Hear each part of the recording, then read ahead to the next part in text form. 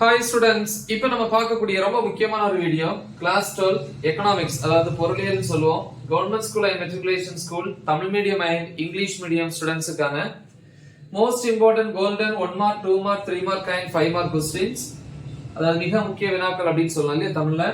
Half yearly exam 2024-25க்கான video. Okay, so சென்ட வாங்குறதுக்கு நமக்கு 90க்கு 90 மார்க்ஸ் வந்து வாங்கணும் இல்லையா. சோ 90 மார்க்ஸ் தான் கொஸ்டின். சோ அப்ப 90க்கு 90 ஸ்கோர் பண்றதுக்கான முக்கியமான ஒரு வீடியோ. சரி பாப்போம்.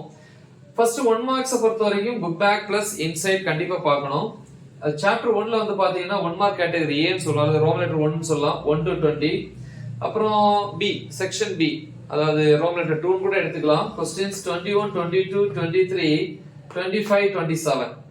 செக்ஷன் சி, அதாவது ரோம் லெட்டர் 3 னு சொல்லலாம், 28 29 30 31 32 34.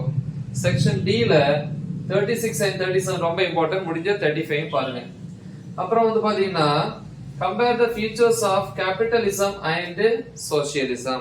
ஓகே, அப்புறம் சாப்டர் 2 க்கு வரீங்க. 2 ல வந்து செக்ஷன் A ல 1 to 20 1 மார்க்ஸ், செக்ஷன் D ல 21 22 25 26, செக்ஷன் C ல 28 30 31 32 முடிஞ்ச 34 பாருங்க. செக்ஷன் D பொறுத்த வரைக்கும் 35 36 37. சாப்டர் 3 பொறுத்த வரைக்கும் section A 1 to 20, section B 21 22 23 24 26, section C ல வந்து பாத்தீங்கன்னா 28 29 31 33, செக்ஷன் D ல 34 35 36 முடிஞ்ச 37 பாருங்க. அப்புறம் இன்சைட் क्वेश्चंस பாத்தீங்கன்னா சேல்ஸ் லா ஆஃப் மார்க்கெட், அதாவது சேயின் சந்தை விதியை கூறு. அப்புறம் வந்து காம்பனன்ட்ஸ் ஆஃப் அக்ரிகேட் டிமாண்ட், மொத்த தேவை கூறுகளுடைய, அதாவது மொத்த தேவை கூறுகளை எழுதுக. அப்புறம் வந்து சாப்டர் 4 ல வந்து செக்ஷன் A ல வந்து 1 to 20, செக்ஷன் B ல 21 22 23 28 29 31 34. சோ இந்த ரெண்டையும் முடிஞ்சா ப்ரிப்பேர் பண்ணுங்க, கொஞ்சம் நல்லா படிக்கிற ஸ்டூடண்ட்ஸ். அப்புறம் செக்ஷன் D ல 36 38 அப்புறம் 40 39 முடிஞ்சா ப்ரிப்பேர் பண்ணுங்க, இல்லன்னா இந்த மூணு क्वेश्चन படிச்சாலே போதும்.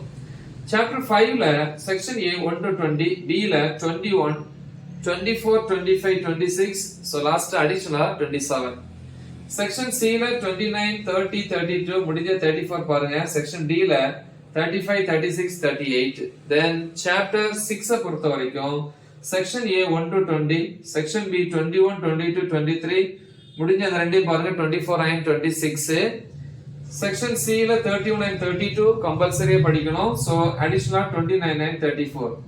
செக்ஷன் D ல 35 37 38, so 36 வந்து additional question. இன்சைட் பாத்தீங்கன்னா நோட் ஆன் டெபிட் கார்டு, அதாவது பச்சை அட்டை, கிரெடிட் கார்டு கடன் அட்டை, சோ குறிப்பொறைகள்னு சொல்லுவாங்க இல்ல. இது சாப்டர் 6. சோ நெக்ஸ்ட் சாப்டர் 7 பாப்போம்.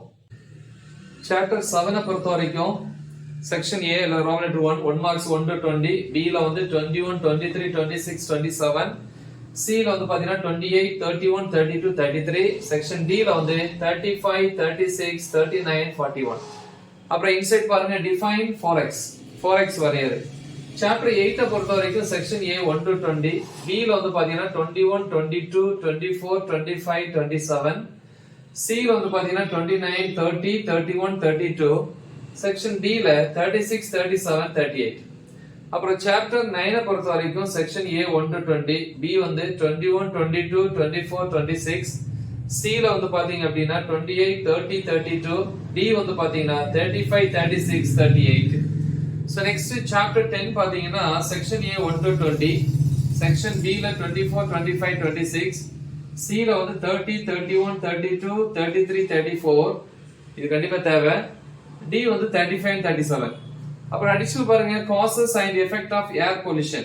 causes and effectனா காரணங்களும் விளைவுகளும் அப்படின்னு சொல்லலாம் இல்லையா. எதுக்கு? காற்று மாசுபாட்டின் காரணங்கள் மற்றும் விளைவுகள். அடுத்து வந்து சாப்டர் 11 பாத்தீங்கன்னா செக்ஷன் A ல வந்து 1 to 20, B ல 23 25 26, C ல 28 29 32 34, D ல வந்து பாத்தீங்கன்னா 36 and 37. ஓகே, சாப்டர் 12 பாத்தீங்கன்னா செக்ஷன் A 1 to 20, B ல 21 25 26, C ல 28 29 முடிஞ்ச 30 பாருங்க. செக்ஷன் D ல வந்து 35 and 36. இன்சைட் பாருங்க note on father of statistics, அதாவது புள்ளி விவரங்களின் தந்தை குறிப்பு வரைக. சோ இவ்வளவுதான்ப்பா. சோ நல்ல தெளிவா பிராக்டிஸ் பண்ணுங்க. Right the example. மறக்காம இதை உங்க ஃப்ரெண்ட்ஸுக்கு ஷேர் பண்ணுங்க. All the best. தேங்க்யூ.